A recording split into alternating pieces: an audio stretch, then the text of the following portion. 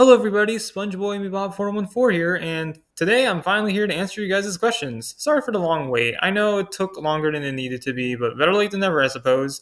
Anyways, without any further delay, let's just get to the questions right away, because you know how excited I am to answer you guys' questions. So, first question we got here is from Joseph Creates Content, and he asked, question, when are you continuing Toon Story? Well, I am still working on it. I'm right now on hiatus on it. I'm working on other spoofs and other projects in terms of this channel, so don't think I'm done with Toon Story or just quitted on Toon Story. It's just right now in a long hiatus, and I'm not sure when the next part's going to come out. But trust me, it is not done, and I haven't stopped or lost motivation whatsoever. It's just so happens that other projects I'm working on, I'm more focused on. But I will get to it eventually, so don't think it's over for Toon Story yet. Moving right along, Jornova Productions asked, my question, have you watched any lists of LEGO movies and series? Well, from the list that you gave me down here, I've heard at least a good chunk of them, but I've never watched them at all. I mean, to be fair, I have seen a few episodes of the Ninjago show. I know what Neonites is because of Cartoon Network. But yeah, aside from that, I really haven't watched any of them. I have watched the theatrical Lego movies though. I have watched Lego Movie 1 and the second part, along with the Lego Batman movie, which honestly is my favorite Lego movie, honestly, and Lego Ninjago movie, but that's about it. Oh yeah, and also I've watched Piece by Piece, which is a pretty decent documentary about Pharrell Williams, so I'd recommend you to check that one out. But yeah, in terms of Lego movies and in like Lego series, I haven't really watched too much of that content. Okay, aside there's also I guess I mentioned Unikitty, but that's 2D animated. It's not really like the Lego style. But I digress. Overall, I should put those shows on the list, and I may actually let you know what I think about them. 216 Studios actually asked me 4 questions when in my original video I only said 3 is the maximum amount of questions you can ask, but I suppose this is the first Q&A, I'll allow it this once. So the first question he asked is, if you had a Smash main, who would it be? Easy answer, Kirby. Kirby is my main, and he's always been my main, and I always loved playing as him. So, second question he asked is, imagine what happened if Equestria Girls crossed over with My Hero Academia. You know what? That actually sounds like a really funny concept. I can imagine all the main 7 going plus Ultra on their friendship powers, along helping out Deku and his friends. That would be actually kind of interesting, not gonna lie. Third question he asked is also, what's your favorite Mario game? Oh man, that's a really good one because I have a lot of favorites, honestly. I say the Mario Galaxy Duology is really good, but Mario Odyssey is also amazing as well. At the same time, I do have a bit of a soft spot for 3D World, mainly because it doesn't get that much appreciation up until the Switch came out with its port along with Bowser's Fury. Honestly, a lot of the 3D Mario games are really good, and it's really hard for me to choose a favorite. But you know what? I'd say Odyssey is my favorite. And his fourth question he asked is, since SpongeBob is in Sonic Racing Cross Worlds, do you think that Goku will be there too? Um, I'm not really sure that any Dragon Ball characters would be there. It'd be kind of cool to see them actually be in a Sonic game, but I don't think there was ever a time where Sonic would have a collab with Dragon Ball. If you want to correct me in the comment section if that Dragon Ball did have a crossover with Sonic, then let me know, because maybe I don't know at all, but like, the chances of a Dragon Ball character being in there seems kind of unlikely, but it would be kind of cool to see one. At least having Goku or Vegeta being there, that'd be awesome. Dreadbear and Grim Foxy Cursed Productions asked 3 questions actually. First one being, what is your hopes for 2026 and 2027? I'm hoping that they're better than this year, because I love to see each year topping itself. The second question he asked was, do you feel like making summer music videos, Valentine music videos, Halloween music videos, and Christmas music videos? Actually, I mean, a lot of these ideas I have ideas for. I'm hoping to do summer music videos probably next year if I have time. I'm hoping to. I was going to do it this year, but time permitted for me doing so, and I couldn't really work on any. I am hoping to do some Christmas videos this year as well, and hoping that Valentine's Day comes around next year. I'm hoping to actually get some videos out for that. In terms of Halloween music videos, yeah, I'm sorry. I don't think I see that happening. To be honest, I don't. Me and my family don't really celebrate Halloween. Plus, like, I'll say right now, I'm Christian, and I don't really celebrate Halloween at all. So, for any of you who are hoping for me to do like Halloween videos, I'm sorry. I mean, at least I'm still doing 3 out of the 4, right? And the last question he asked was, do you feel like continuing your YTP series?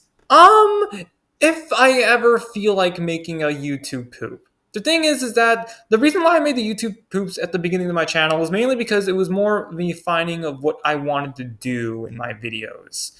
Honestly, working on those YouTube poops was more of like, what would people think? Or like, will people watch this content? But eventually, obviously, it worked on spoofs, and it seems like that is doing more favors for me instead. I'm not going to stop doing YTP videos. At least when I have a good idea and making a standalone one, then yeah, I will make it. Or if I'm doing it for a collab, then yeah, it will be there. Yeah. Sure, step aside, kid. We're not. Next question we have is one of my favorite friends on YouTube, Ash, Matt, Mario, and Sonic Productions. So he asked me 2 questions actually. The first question he asked was, who are your top 10 Equestria Girls characters? Well, I have dabbled a good amount for My Little Pony Friendship is Magic. Equestria Girls has kind of been a blind spot for me. I haven't really watched too much of Equestria Girls. Even though I had seen the first 4 movies, aside from that, I haven't really watched too much content of Equestria Girls. But for the sake of this video, I prepped for this beforehand and decided to watch more of Equestria Girls content. And I think I have a good top 10 at least. Okay, so number 10, Sour Sweet, number 9, Sugar Code, number 8, Lemon Zest, number 7, Rainbow Dash, number 6, Trixie, number 5, The Dazzlings, number 4, Sideswipe, number 3, Pinkie Pie, number 2, Fluttershy, and number 1, Sunset Shimmer. Obviously, Sunset Shimmer's number 1 because she has the most character development, she's the most interesting, and overall, yeah, there's a good reason why she's pretty much the face of Equestria Girls when you first think about Equestria Girls. I also kind of like what they did to Trixie also in terms of what they did for her for Forgotten Friendship, and her dynamic between Sunset's also pretty good too. And I know I have Sugarcoat a bit low on the list, but to be fair, she does have like one of the funniest lines and also probably the funniest scene in the Equestria Girls history. Also, it has really good meme potential as well. Hi, Sugarcoat. Yes, I can read your thoughts, and I am smarter than you. As for your second question, you asked, what is your 10 favorite ships? Number 10, Mallow and You. Number 9, Shadow and Sunset Shimmer. These ships are courtesy from you. Number 8, Luigi and Daisy. Number 7, Hales and Cosmo. Number 6, Kirito and Asuna. Number 5, Rapunzel and Eugene. Number 4, Mario and Peach. Number 3, SpongeBob and Twilight, courtesy of Skymation. And for number 2, number 1, when it comes to these 2 ships, it's like every day I keep switching them around. So wherever I put them on the list, that doesn't mean I automatically think they're better than the other, because I think I like both of them equally. But if you ask me, number 2 would be Ash and Serena, and number 1 is Deku and Ochako Uraraka. Lego Fanatic 1999 asked, what do you think of this cast video idea?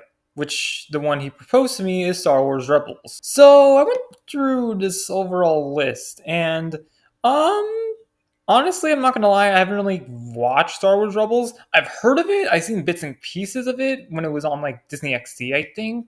But like, I can't really say what I feel about these casting choices since I haven't really watched them. I think until I at least have the chance to actually watch it, judging by like the overall casting, I think these cast choices seem pretty good if you ask me. Brian Correa, sorry if I butchered that name, asked, what would you say is your favorite casting idea? Mine's is SpongeBob and Patrick as Timon and Pumbaa, with the inclusion of Serena, Bonnie, and Clement. Now, this is actually a really good question, because if you ask me, I could think of a numerous of good casting choices that I would say I really liked. I think for one, I think I like my casting for King Dedede for both King Neptune and Shrek. I feel like their overall roles are pretty similar, and overall their personalities as well. Also, I'm also surprised no one has done a King Dedede spoof yet, which shocked me, and I'm kind of happy I'm the one who actually is committing to do one. And I'm still working on it, by the way. Another one I would say was in my Space Jam cast video where I had Yakko as Bugs Bunny, because they are pretty similar. They're pretty much both smart Alex, and they are pretty witty. And overall, I just don't know. They just seem pretty similar to each other overall in terms of their humor and their personality. Kirby as Simba was also one of my favorite ones. It's a pretty unique one, and while Kirby doesn't really speak at all, and it's kind of weird for Kirby to grow up to Mario in the spoof, but I mean, I don't know, I just kind of honestly like the idea of just Kirby as young Simba. It just seems pretty charming. Keen Aguilar also has 3 questions for me. The first one being, what is your favorite Foster's Home for Imaginary Friends episode? That's a good one. I'd probably say that Partying with a Sweet Soiree would probably be one of my favorite ones. It's an episode I'm really fond of, and overall it's hilarious. Second question you asked me is, what is your favorite SpongeBob SquarePants episode of the classic seasons? Always, and always will be, Chocolate with Nuts. Overall, it's always the first episode I think of when I think of SpongeBob. And as for your third question you asked, what is my top 5 favorite Cartoon Network shows? Okay, that's easy. So number 5, regular show. Number 4, Chowder. Number 3, Powerpuff Girls. Number 2, Samurai Jack. And number 1 is Dexter Laboratory. And with that, that's all the questions. Thank you guys so much for sending me your questions to me so I can answer them. And I'm actually willing to do this again. Now, I'm not going to say send me your questions in this video alone. I will make another video announcement where I announce my second Q&A, but don't do it here because I'm not planning to do it yet. So just be patient for that. Also, I made this video in the purpose so you guys can actually watch the credits for Tomo and Ash. Because if I were to upload the Tomo and Ash credits, it'd get no views. So you fell into my trap. What can I say? I'm a bit of a prankster, and I'm willing to do everything I can so you guys can watch the credits. So, toodles! But then again, you can actually click off the video, so actually it's a bit of a lose-lose situation for me.